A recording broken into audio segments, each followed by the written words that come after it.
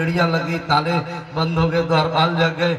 बालिका के रोने की आवाज आई, हाहाकार मचा। सेवकों ने जाकर कंस को सूचना दी, महाराज बालक जन्म ले चुका है। कंस दौड़ आया, चूंकि इंतजार था 8वें गर्भ का, दौड़कर आया, दिया गया, वो बालिका थी। नाराज हो गया कंस। देवता भी झूठ बोलते, देवताओं ने तो कहा था कि 8वां गर्भ तेरा काल होगा, बालक जन्म लेगा, ये बालिका कैसे आ गई। नाराज होकर के उसने जमीन में पटकना चाहा, वो आकाश को चली गई। अष्टभुज रूप धारण करके माँ दुर्गा के रूप में परिणत होकर आकाशवाणी करी, अरे दुष्ट, तू मुझे क्या मारेगा। कंस, तुम्हें मारने वाला ब्रज में जन्म ले चुका है। मया हतया मंद जातः खलु तवान् कृता यत्र क्वा पूर्व शत्रु महिंसे कृपामृता। अरे मूर्ख, मुझे मारने से तुम्हें क्या मिलेगा। तुम्हारे पूर्व जन्म का कोई शत्रु जन्म ले चुका है। दुश्मनी तुम्हारी पहले से है, जिसे 84 कोष के ब्रजमंडल में वो चली गई। अब कंस को अपने किए पर पछतावा आने लगा, अरे मैंने तो बहुत बड़ा अपराध कर दिया, अपने बहन के 6 पुत्रों की हत्या मैंने कर दी। कंस देवकी के पैर पकड़ कर रोने लगा, बहन मुझे माफ कर दे, बहन मुझे क्षमा कर दे, मुझसे अनजाने में गलती हो गई, मैं मरना नहीं चाह रहा था, इसलिए तेरे पुत्रों को मैंने मार दिया। ओहो भगिन्यो भाव माया वावत पाप मना पुरुषाय पत्यम बहवो हिंसिता। फिर कंस काफी डर गया, सेवकों को बुलाया कि मेरा शत्रु जन्म ले चुका है, पता लगाओ। कैसे पता चलेगा। सेवक तो सेवक, सेवकों ने कहा महाराज एक उपाय करते हैं, हम निकलते और 1 महीने से लेकर 1 दिन के जितने बच्चे जन्म लिए होंगे सबको मार डालते हैं, उसमें आपका शत्रु भी मर जाएगा। बोलो राधे राधे, जोर से बोलना पड़ेगा, राधे राधे। 5 दिन से कथा हो रही, अभी भी बताना पड़ेगा क्या, जोर से बोलिए राधे राधे। केवल यही भर नहीं, घर भी जाइए तो बोलते रहिए, जहां भी रहिए। तो सेवकों ने कहा कि हम आपके दुश्मन को ढूंढेंगे। किसी ने कहा नहीं, ये सनातन धर्म, ये आपका शत्रु विष्णु ही होंगे। और विष्णु कहाँ रहते हैं, जहां सनातन धर्म रहता है। विष्णु का वास कहाँ है, हाँ, जहां सनातन धर्म रहेगा ना वहीं विष्णु रहेंगे। मूलम ही विष्णुर्देवाना यत्र धर्मः सनातनः तस्य च ब्रह्म गो विप्रास् तपो यज्ञ सदक्षिणा। ये देवताओं के जड़ भगवान विष्णु है। और वो कहाँ रहते हैं, जहां सनातन धर्म रहता है। और सनातन धर्म कहाँ रहता है, बोले जहां वेद, गौ, ब्राह्मण तपस्या और यज्ञ करते रहते हैं, जहां ब्राह्मणों को यह दक्षिणा देकर संतुष्ट किए जाते हो, जहां संतों की पूजा की जाती हो, वहीं सनातन धर्म है। और जहां सनातन धर्म वहां विष्णु है। इसलिए कंस ने कहा, मतलब देखो, ये निश्चर होकर के भी, राक्षस होकर भी कितना बड़ा ज्ञान है कि भगवान नारायण को अगर समाप्त करना है, तो पहले सनातन धर्म को समाप्त करना पड़ेगा। सनातन धर्म को समाप्त करना है तो उससे पहले यज्ञ बंद करना पड़ेगा। ब्राह्मण, संत और गाय, इन तीनों को निर्मूल करना पड़ेगा। ये देवता स्वतः कमजोर पड़ जाएगा। सज्जनों, दुर्भाग्य समाज का, हम हिंदू ही आपस में दिन रात एक दूसरे के निंदा में लगे हुए। मैं तो करबद्ध निवेदन करता हूं, कोई भी भगवान की कथा सुना रहा हो, सत्यनारायण व्रत की कथा सुना रहा हो, हनुमान आराधना कर रहा हो, अज्ञानी से अज्ञानी व्यक्ति भी हो, जिसको एक अक्षर, एक चौपाई भी शुद्ध न बोलता हो, उसकी भी कभी आप निंदा मत करो, पाप लगेगा। कई लोगों की आदत होती, कम ज्ञान समस्या का कारण होता है। मैंने भी निवेदन भी किया था। एक बात मैं आपको उदाहरण करूं, हम लोग ये भागवत महापुराण की कथा सुना रहे हैं, तो नियम है हनुमान जी महाराज बैठ सुनते हैं कथा, क्योंकि जब भगवान श्री राम 13,000 वर्ष पूरे करके जब यात्रा की तैयारी करने लगे तो हनुमान जी ने कहा मैं आपसे कुछ मांगना चाहता हूँ। क्या चाहिए हनुमान जी? बोले प्रभु मैं आपके साथ नहीं जाना चाहता बैकुंठ, मुझे पृथ्वी पर रहने दीजिए। क्यों हनुमान आप मुझे छोड़कर? बोले हाँ प्रभु, बैकुंठ में आप मिल जाओगे, बैकुंठ में सारी सब कुछ मिल जाएगी, लेकिन आपकी कथा नहीं मिलेगी। मैं तो इसलिए रहना चाहता हूं कि जहां भी कथा होगी वहां मैं सुनने के लिए जाऊंगा। तो जहां हनुमान आराधना की कथा हो रही हो, चाहे वो भागवत की कथा हो या विद्वान से विद्वान शंकराचार्य कथा कर रहे हैं, वहां भी हनुमान जी बैठते हैं। और अंगूठा साहब व्यक्ति भी कथा कर रहा, वहां भी हनुमान जी बैठते हैं। और हनुमान जी चुपचाप सुनते, वो तो कभी किसी को दंडित नहीं करते। और हम और आपको किसने अधिकार दिया कि उस व्यास की निंदा करो? अरे वो तो बिल्कुल उसको कोई जानकारी नहीं, ऐसा लोग बोलते। बिल्कुल नहीं सज्जनों, हमारे गुरुदेव पूज्य गुरुदेव जिनकी कृपा से भागवत जी आपके सामने परोस रहा हूं, त्रिपाठी गुरु जी अयोध्या जी के बहुत बड़े विद्वान, मेरे जैसे हजारों शिष्य उनके। उनका स्वभाव है, कोई बच्चा भी कथा सुनने कहने लगता है। जब हम लोग पढ़ते थे तो गुरु जी हम लोग को सिखाते थे, बोलने का अभ्यास कराते थे। जब छोटे छोटे बच्चे बोलने लगते, गुरु जी की आंखों में आंसू आ जाते, बैठ के इतना प्रेम से सुनते कि उनको देखकर लगता कि वास्तविकता यही है कि टूटी फूटी वाणी में भी कोई कहे भगवान की कथा कहे, भगवान का नाम ले, उसको धन्यवाद दो, उसको माला पाना, उसको प्रोत्साहित करो कि सनातन धर्म तो उसके कारण सुरक्षित है, गाली तो कम से कम नहीं दे रहा है। निंदा मत करो सज्जन, क्योंकि लिखा है रामायण के उत्तरकांड में, कागराज भुसुंडी ने गरुड़ जी को सुनाया कि जो सबकी निंदा करते हो अगले जन्म में क्या बनते हैं? चमगादुर। बहादुर जो होते हैं ना, बहादुर जो उल्टा लटके रहते हैं। जब सबके निंदा जे जड़ करही, सो चमगादुर होई अवतरही। इसलिए मेरा आग्रह है, कभी भी कहीं भी कोई निंदा, किसी की कमी भी हो, गलत भी बोल दे तो उसको नजरअंदाज करो, उसके जो अच्छे शब्द है उसको ग्रहण करो। क्योंकि दैत्य भी कह रहे हैं, कंस के जो सेवक है वो कह रहे हैं कि अगर विष्णु को जीतना है तो पहले यज्ञ बंद करो, जब तक नियम व्रत करो, ब्राह्मण संत और गाय इन तीनों पर प्रहार करो, विष्णु कमजोर हो जाएंगे। मूलम ही विष्णु देवानाम यत्र धर्मः सनातन। सनातन धर्म की ये जड़ है तीन। सज्जनों, चर्चा जन कंस को संतुष्टि नहीं मिली, तब तक कंस की एक बहन है जिसका नाम पूतना है। पूतना ने कहा भाई आप काहे को चिंता करते, मैं किस लिए, मैं आपके दुश्मन को ढूंढूंगी, कैसे आप कैसे मारोगे? कंस ने, पूतना ने कहा कि एक दिन से लेकर एक महीने तक के जितने बालक जन्म लिए होंगे ना, सबको विष लगा हुआ दूध पिला दूंगी, मर जाएंगे, उसमें आपका दुश्मन भी मर जाएगा। बोलो राधे राधे। पूतना चले। इधर भगवान श्री कृष्ण 7 दिन के हो चुके हैं और नंद बाबा ने जब 7वां दिन आया तो नंद बाबा को लगा कि कंस को कर दे आऊं और साथ में वसुदेव से, भाई वसुदेव से मिल भी आऊं। ग्वाल वालों को नंद बाबा ने नियुक्त किया कि आप सभी मेरे लाला के जन्म उत्सव मनाओ और मैं मथुरा से वापस आता हूँ। गोपाल गोकुल रक्षायाम निरूप्य मथुरां गतः नंदः कंसस्य वार्षिक्यं करम राधो कुरुदवः। नंद बाबा पधारे गोकुल। जब वसुदेव जी को पता चला कि मथुरा पधारे, जब वसुदेव जी को पता चला कि नंद भैया आए हैं, वसुदेव उपश्रुत्य भ्रातरं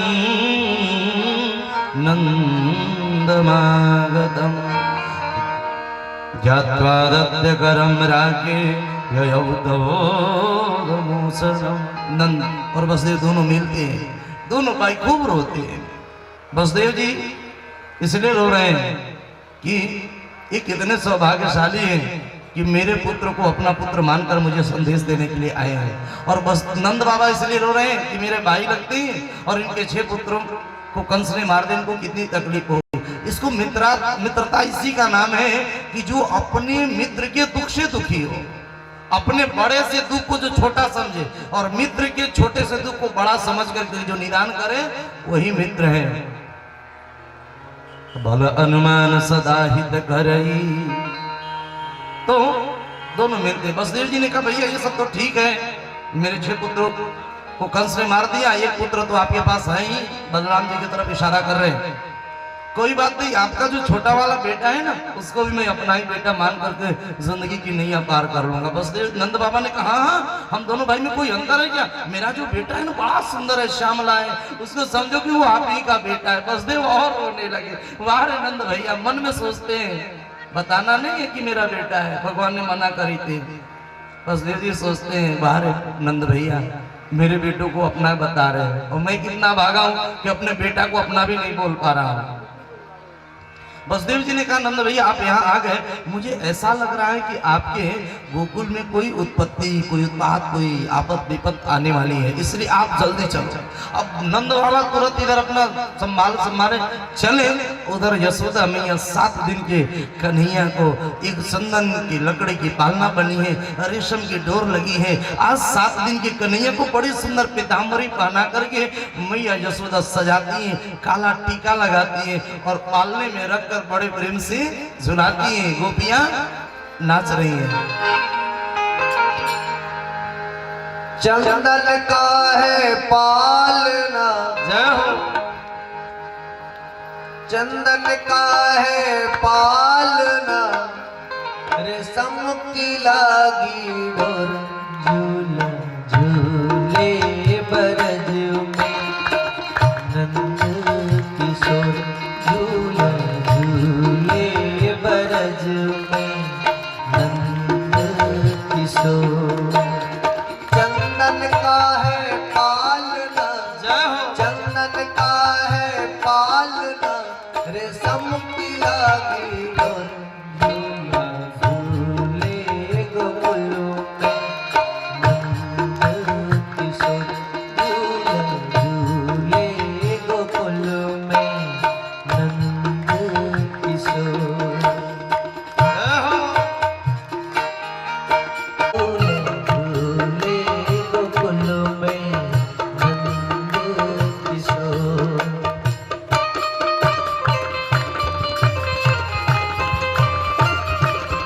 जय हो।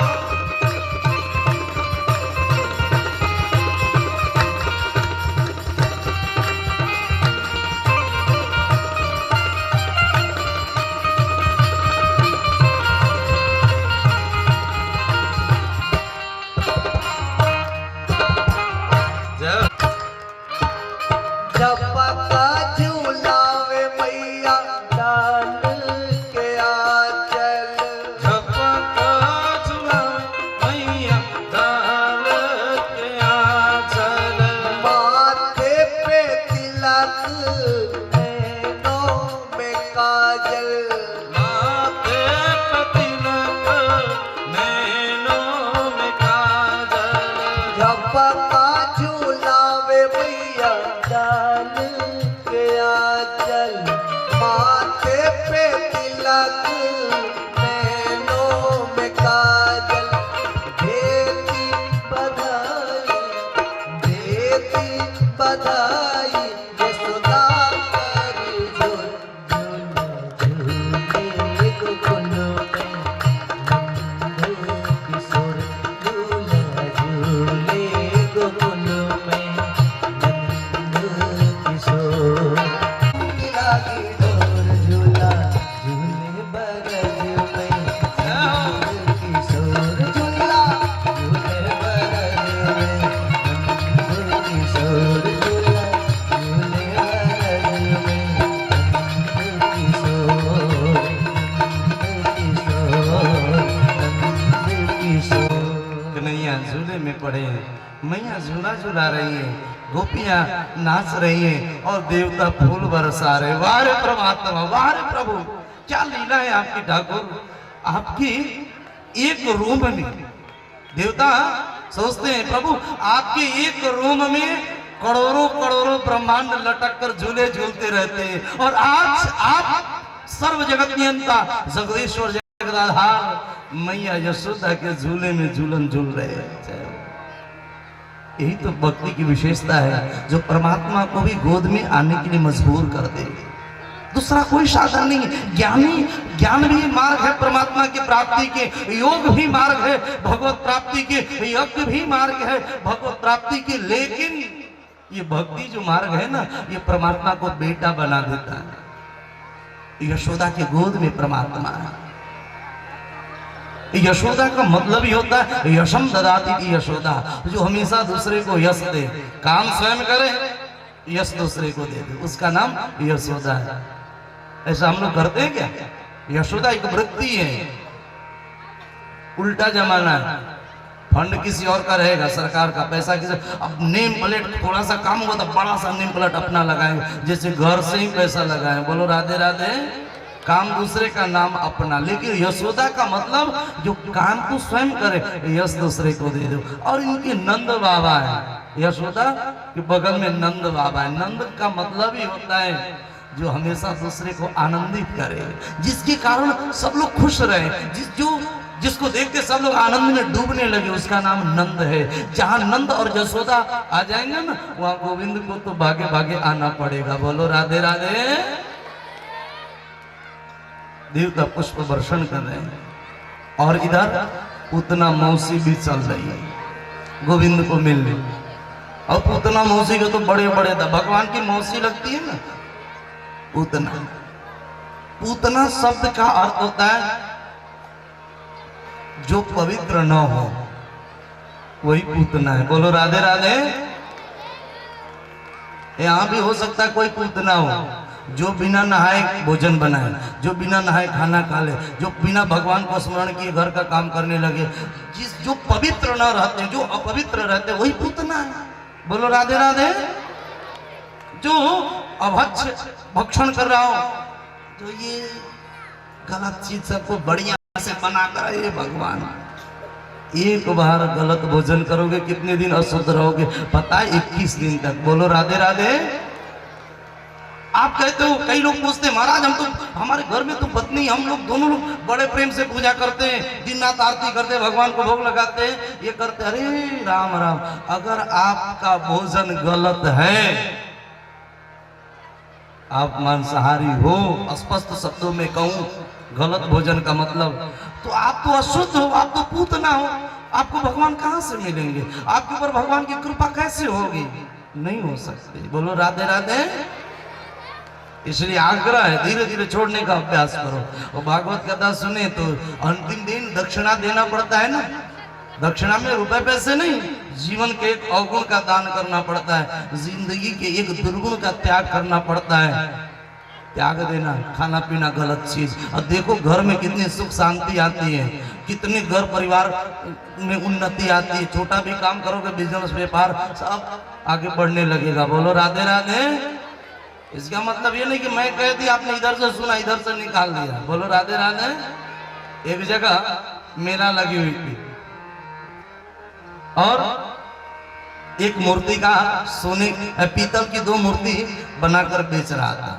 उस दोनों मूर्ति का रंग रूप वजन धातु सब एक था, कोई अंतर नहीं, लेकिन अंतर दाम में था।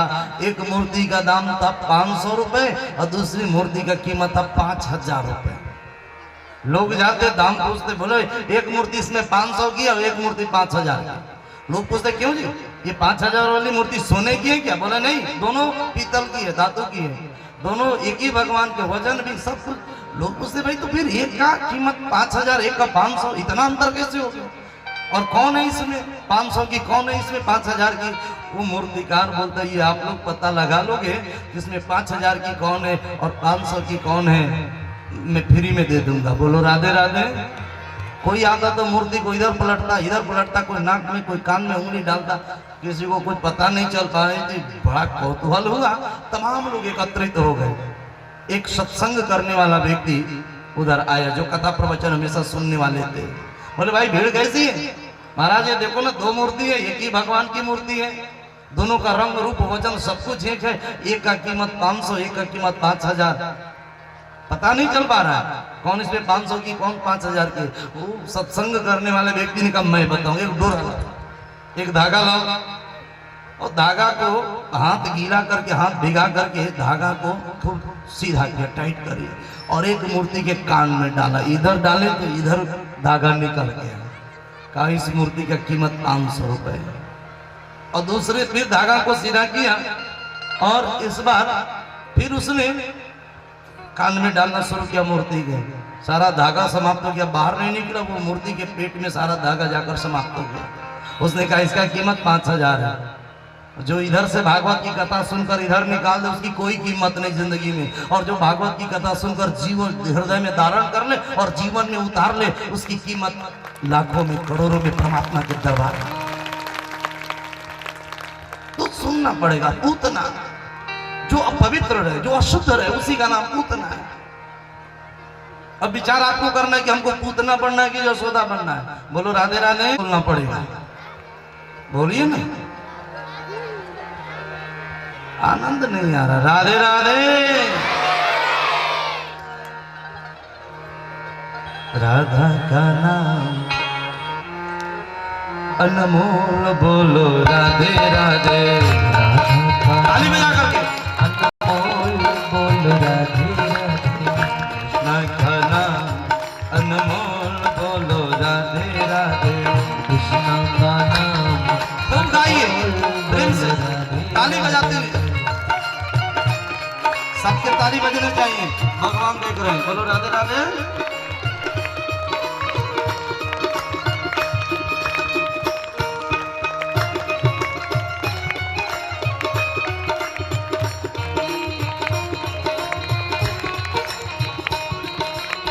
गोपी भी बोले राधे, ग्वाल भी बोले राधे। गोपी भी बोले राधे, ग्वाल भी बोले राधे। गोपी भी बोलिए। बोले राधे, ग्वाल भी बोले राधे। गोपी भी बोले राधे, ग्वाल भी बोले राधे। कान्हा की मुरली से आवाज आए राधे राधे। राधे राधे।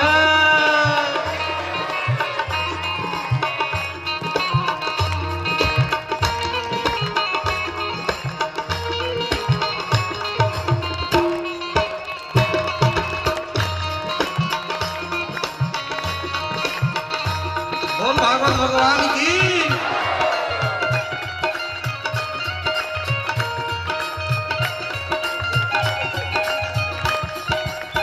गंगा भी बोले राधे, यमुना भी बोले राधे। राधे राधे। राधे राधे। राधा का नाम अनमोल, बोलो राधे राधे। अनमोल, बोलो राधे राधे।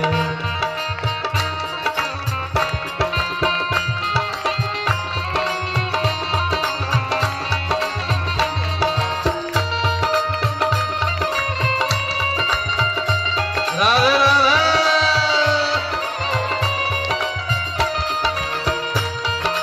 से आवाज आए राधे राधे।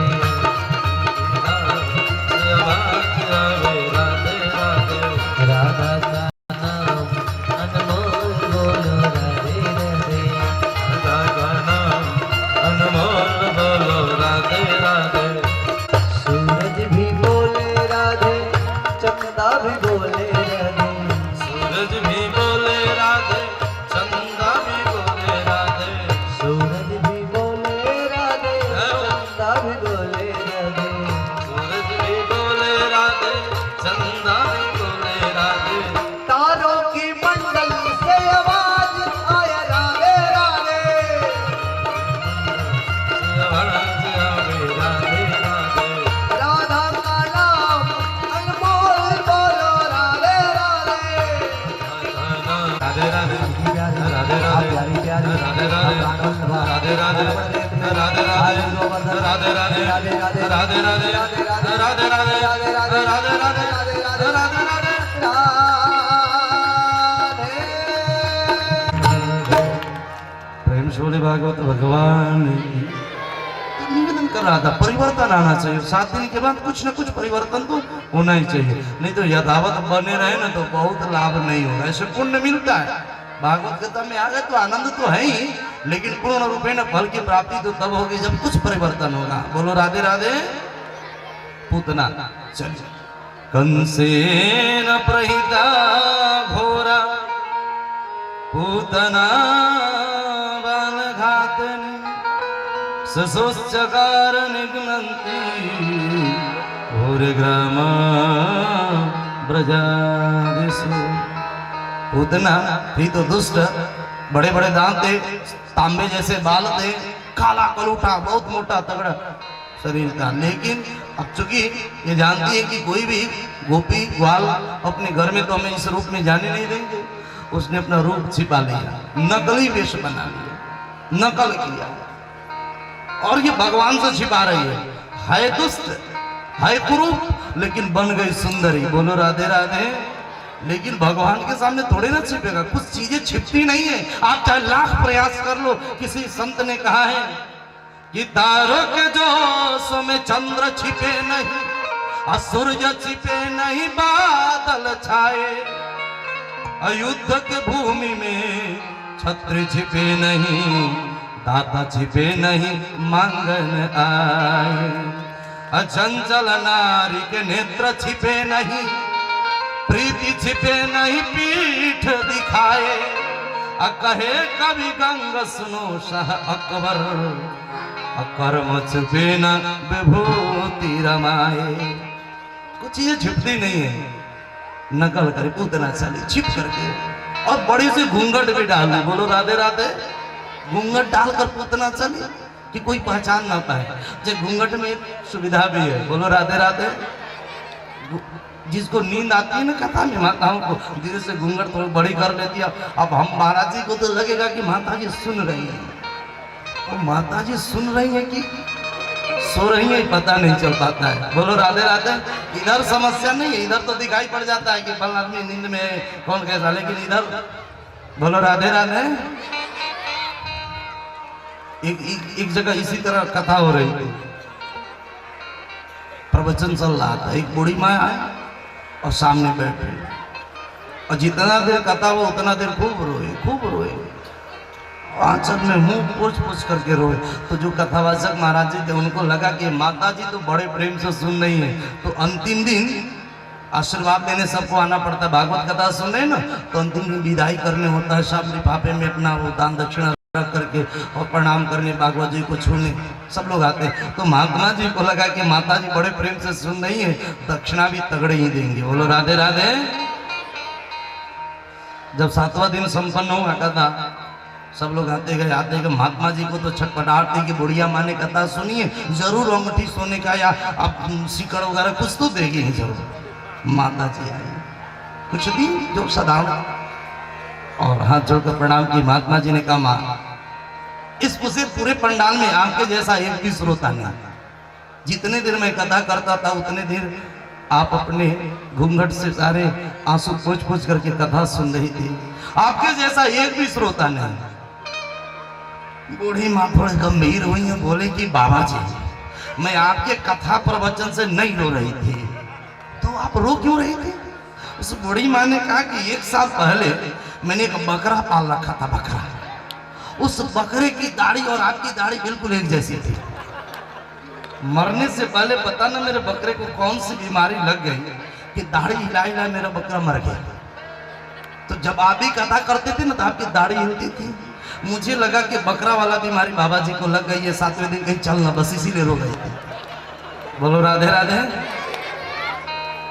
तो ऐसे सुनने से थोड़ी ना कोई फायदा होगा। महात्मा जी ने कहा कि नहीं चलो कोई बात नहीं माता जी, अरे चलो अब जब हो ही गया, चलो कोई प्रश्न पूछना हो तो पूछ लो तुम। आप जब आ ही गई हो, जो तुम्हारे मन में हो, इस 7 दिन जो मैंने प्रवचन करी, राम कथा सुनाई, भागवत कथा सुनाई, इस बीच में सारे प्रसंग आए हैं, अगर तुमको कोई पूछना हो तो पूछ लो। बड़ी माँ ने कहा, ऐसे हम आपने जो कथा सुनाई सब हमको याद है, लेकिन ये 4था दिन ये आपने जो राम कथा संक्षिप्त में सुनाई वो हमको जरा समझ में नहीं आई। इसमें एक बात पूछनी है। महात्मा जी चौंके कि जरूर कुछ ना कुछ विशेष पूछेंगे। हाँ क्या पूछना? बोले नहीं, और ऐसे तो सब बात समझ में, एक बात समझ में नहीं आई कि ये जो 2 लोग थे, राम जी और रावण। राम और रावण दो की आप नाम ले रहे थे, बोले इसमें राक्षस कौन था, राम राक्षस थे कि रावण राक्षस था, यही बात समझ में नहीं आई। महात्मा जी ने कहा ना राम जी राक्षस थे ना रावण राक्षस था, राक्षस तो मैं हूं जो तेरे जैसे को पूरी कथा सुनाए। बोलो राधे राधे, जोर से बोलिए ना राधे राधे। तो निवेदन कर रहा था, आप उतना घूंघट डाल करके चले। कंसेन प्रहिता घोरा पूतना बाल घातनी सस्यकार निगनंती पूरे ग्राम प्रजा। और पूतना चली, उधर गोपियां नाच रही गा रही, भगवान का जन्म उत्सव मना। सीधे को इतना सुंदर बनी थी, वीआईपी बनी थी कि किसी ग्वाल बाल ने रोका ही नहीं। कोई विशेष आदमी आ जाए तो थोड़ा रोकने में भी संकोच करना पड़ता है ना तुमको। जो रक्षक थे, जो ग्वाल बाल थे, इनको लगा कि ये सीधे आ रही है, इसका मतलब है कि परमिशन पहले से। बोलो राधे राधे। एक छोटी सी संस्मरण याद आई, मैं सुनाऊं आपको। अभी 22 तारीख को हम लोग अयोध्या जी गए थे। तो अयोध्या जी गए तो अयोध्या पूरी बंद थी, गाड़ी अंदर किसी की जा नहीं रही थी।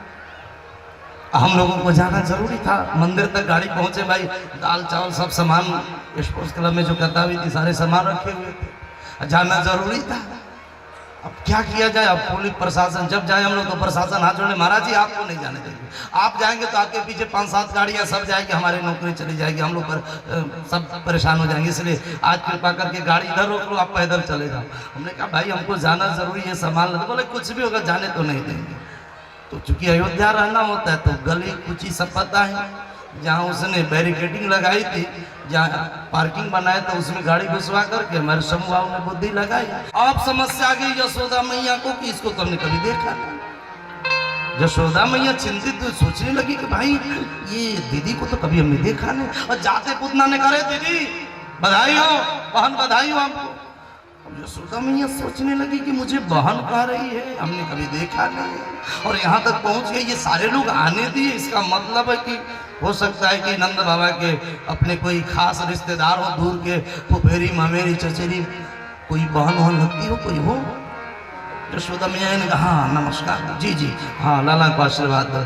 कैसे आना? वो बोले पुतना ने कहा मेरे पतिदेव आशीर्वाद देकर चले गए, तो मैंने सोचा कि तेरे लाला को मैं भी आशीर्वाद दे दूँ। आप पुतना की बात में उलझ गई यशोदा मैया। यशोदा मैया ने कहा दीदी अब देखो ना, आप सभी ब्राह्मणियों के आशीर्वाद से ही चौथेपन में जहाँ मैं निराश हो चुकी थी, लाला आ गए, आशीर्वाद दो।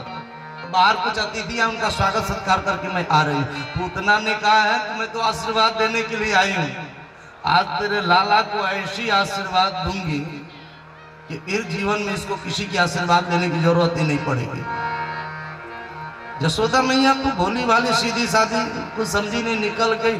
अब जैसे यशोदा पूतना भगवान श्री कृष्ण को उठाना चाहिए, कन्हैया ने आंख बंद कर ली खिच खिच। आप देखना छोटे बच्चे मुट्ठी भी बांधते हैं और आंख बंद करके डरते हैं, ये उसी दिन से शुरू हुआ। बोलो राधे राधे। कन्हैया आंख बंद कर ली, मुट्ठी बांध ली। किसी संत ने कहा कि भगवान डर गए क्या? बोले डरे नहीं, ये देवताओं का क्लास ले रहे थे भगवान श्री कृष्ण। है देवताओं, तुम लोगों ने तो कहा था कि यदुवंश में अवतरण हो गए, अवतार लोगे, प्रभु तो माखन मिश्री खूब खाने को मिलेगी। और ये पहली बार विष मिल रही है। और विष पीने का तो पुराना अभ्यास किनको है? बाबा जी को, भोलेनाथ को। आंख बंद करके मानो कन्हैया ने बाबा भोलेनाथ को याद किया, प्रभु आ जाओ, आप इसका विष पी लो, मैं इसका प्राण पी लूंगा। उतना उठाकर हृदय से लगाती है, आंचल उठाई और दूध पिलाने लगी। भगवान उसके स्तन को पकड़ रही है, गाढ़क्राभ्याम भगवान प्रपीयत, उसके प्राण खींचने लगे कन्हैया। और जब कन्हैया उसके प्राण खींचने लगे, पूतना सोची कि इसको यहाँ ना मारू, मथुरा ले चलो भाई, कंस के सामने से मारू। ले करके जब उड़ चली, भगवान उसके प्राण खींचने लगे और चिल्लाने लगी, समन चमुल चालमिति प्रभासनि निस्पृड्यमानाखिल जीवमर्मणि बिभर्तनेत्र चरणों भुजुर्मुहुः प्रसन्नघात